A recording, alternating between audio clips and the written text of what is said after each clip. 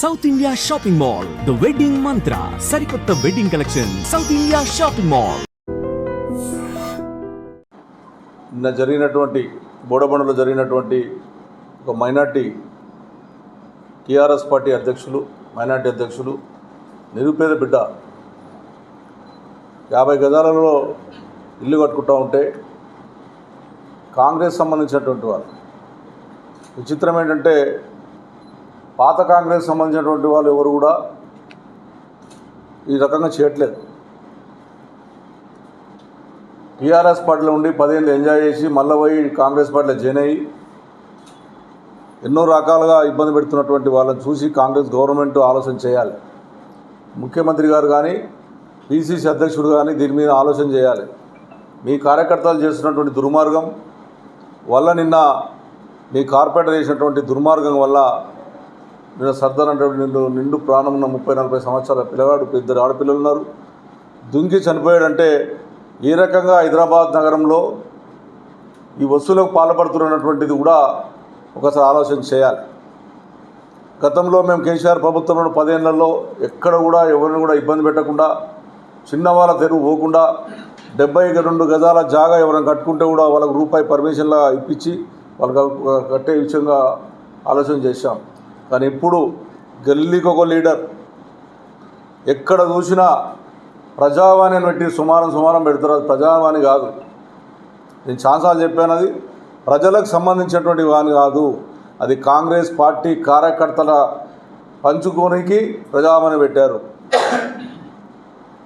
ఏదైతే ఈ రోజున ఆఫీసర్స్ కూడా మా కుక్కట్పల్లి కాన్స్టిట్యున్సీలో కానీ హైదరాబాద్ నగరంలో కానీ ఆఫీసర్స్ ఎక్కడ కూడా దీని మీద చర్యలు తీసుకోకుండా కాకుండా ఆఫీసర్ల పాత్ర వాళ్ళే పంపించి ఫలానా నాయకుని కలవండి, కలిస్తేనే మేము ఇల్లు ఆపుతాము, లేకపోతే ఆపమనే విధంగా ఈరోజు చేస్తూ ఉన్నారు.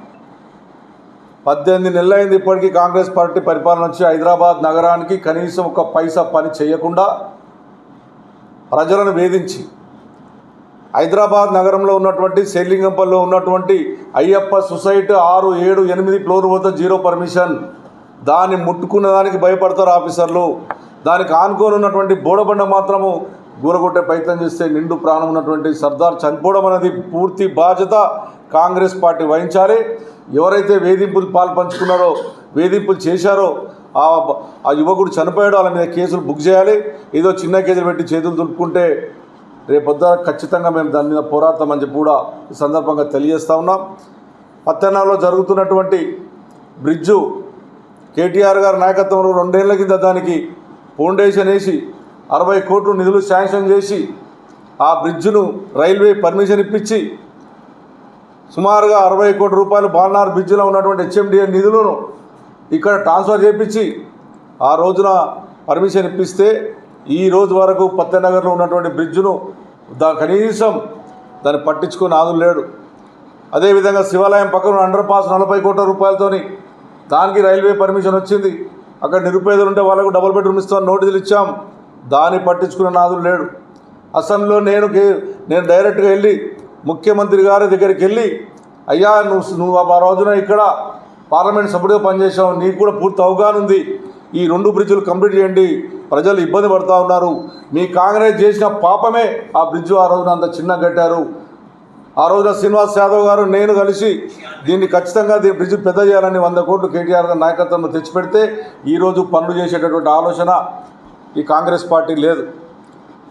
కైత అల్లాపూర్ నుంచి ఏదే విధంగా దీన్ దయాళ్ వరకు 106 కోట్ల రూపాయలు నాలలకు మేము టెండర్ పెట్టించి శాంక్షన్ ఇచ్చి అదేవిధంగా కాంట్రాక్ట్ అలాట్ అయితే కూడా 18 నెలల నుంచి అది కూడా ఈ రోజున మళ్ళా వర్షాకాలం వచ్చినప్పుడు కూడా ఈరోజు పని స్టార్ట్ కాలేదు.